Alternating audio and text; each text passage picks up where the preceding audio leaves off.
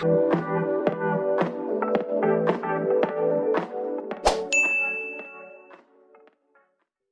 semuanya, aku Laras. Di sini aku mau storytelling ke kalian, aku mau sharing ke kalian tentang ritual dan kepercayaan masyarakat Gunung Salak Bogor. Nah, emang aslinya aku orang asli Bogor. Dan siapa sih orang Bogor yang nggak tahu Gunung Salak, ya kan? Nah, ternyata di balik keindahan Gunung Salak menyimpan ritual dan kebudayaan yang unik yang akan kita bahas hari ini. Jadi sebelum lanjut ke videonya, aku mau ngajak kalian untuk sedikit tahu tentang Gunung Salak. Gunung Salak terletak di wilayah Bogor dan Sukabumi. Ketinggian gunung ini mencapai 2.211 meter di atas permukaan laut. Gunung ini merupakan gunung berapi aktif yang pernah tercatat meletus pada tahun 1668 sampai 1699, 1780, 1902 sampai 1903, 1935, yang terakhir 1938 yang berupa erupsi freatik. Nah, Gunung Salak juga terkenal dengan curug yang banyak loh teman-teman. Udah gitu, gunung ini nggak lepas dari sisi misterinya dan juga banyaknya mitos. Gunung ini tergolong juga gunung yang angker dan tidak jarang ada kabar bahwa pendaki hilang dan ditemukan meninggal. Dan yang terakhir, gunung ini merupakan tempat jatuhnya pesawat Sukhoi Superjet 100 pada tahun 2012 yang menewaskan 45 orang yang hingga saat ini belum ada alasan pasti penyebab jatuhnya pesawat. Yang pertama, ritual Tawan Sulan Kubro. Ritual ini merupakan ritual lokal adat istiadat masyarakat di Gunung Salak. Ritual ini dilakukan dengan membaca doa dipimpin oleh pemuka Gunung Salak dengan membawa persyaratan seperti tumpeng, petai bakar, dan ikan kemung bakar. Contohnya, ritual ini dilakukan saat ada peristiwa jatuhnya pesawat Sukhoi Superjet 100. Pada saat itu, para tim evakuasi kesulitan untuk mengevakuasi jasad para korban. Hal itu disebabkan karena adanya kabut tebal, sehingga helikopter yang membawa jasad para korban tidak bisa berangkat dari puncak Gunung Salak. Ada juga kejadian janggal lainnya seperti satu orang wartawan yang sempat hilang dan masyarakat setempat menganggap wartawan diculik oleh makhluk halus, dan juga kejadian jasad yang tiba-tiba menghilang yang dipercayai masyarakat setempat karena diselimutin oleh Akhirnya, atas saran dari paranormal dan masyarakat-masyarakat setempat, dilakukanlah ritual Tawan Sulan Kubro. Ritual ini dilakukan di landasan helikopter di puncak Gunung Salak di tempat kejadian jatuhnya pesawat Sukhoi. Dan yang membedakan ritual ini dengan ritual yang lainnya, tumpeng yang dijadikan sesajen itu tidak diberikan atau dibuang untuk dimakan oleh makhluk gaib, tapi dimakan sendiri oleh mereka yang hadir dalam ritual tersebut.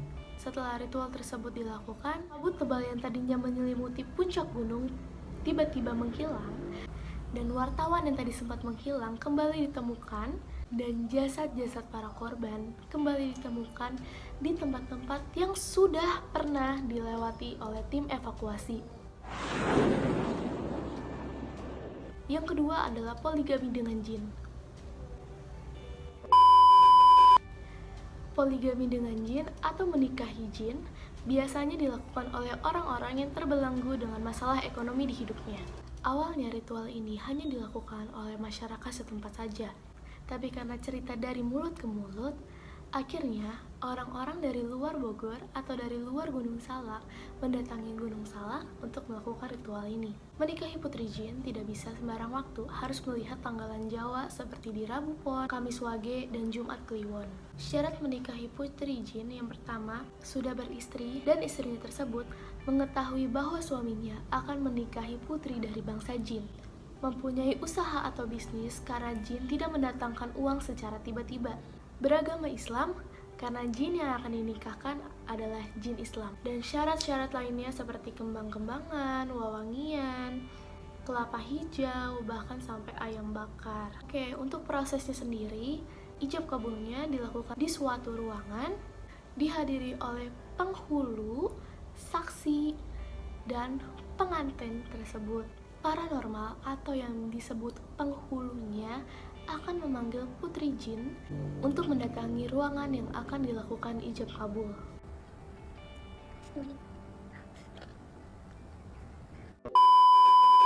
Kemudian nih, kan udah dipanggil nih ya, terus putri jinnya itu datang nih ke ruangannya. Nanti dia tuh bakal menampakkan diri ke saksi-saksi dan ke penghulu serta ke pengantin nih, ke calon suami dia nih.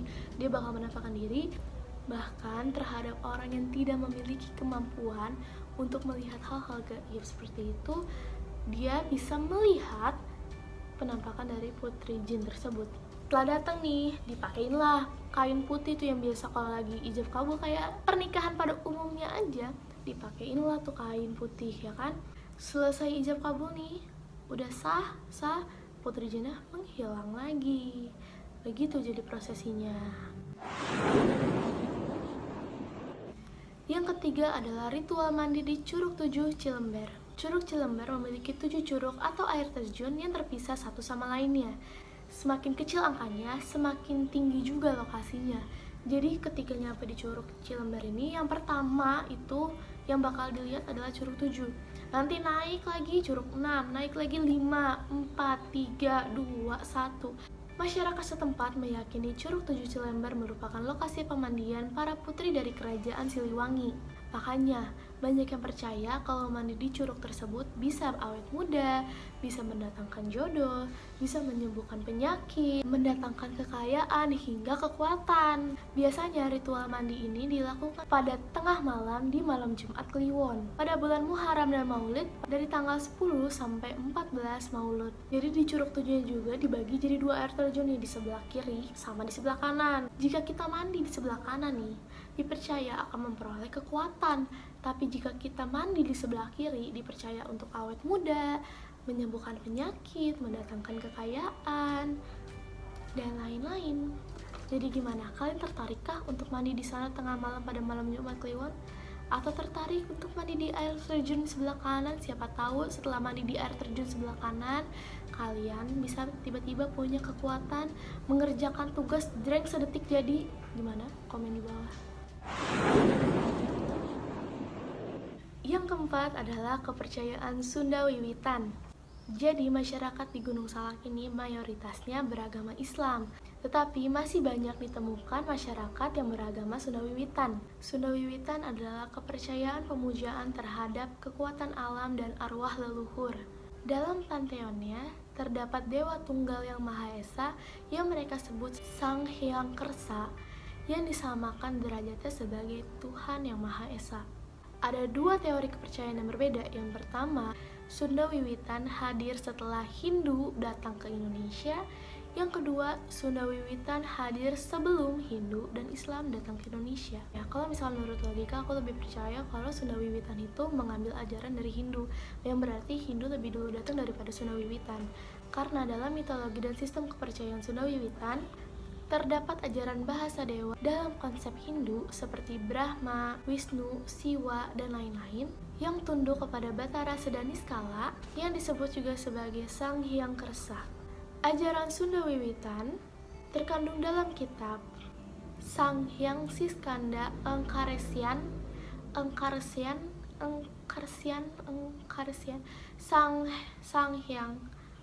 Sang Hyang Siskanda Engkaresian, yaitu kitab yang berasal dari zaman kerajaan Sunda. Nah, dari 4 budaya yang udah aku bahas itu, mana favorit kalian? Kalau aku pribadi, saat aku mencari materi-materi ini, aku lebih tertarik kepada materi yang Sunda Wiwitan. Karena banyak banget konspirasi, banyak banget teori-teori dari orang-orang, banyak banget kepercayaan-kepercayaan yang berbeda. Thank you for watching, bye-bye.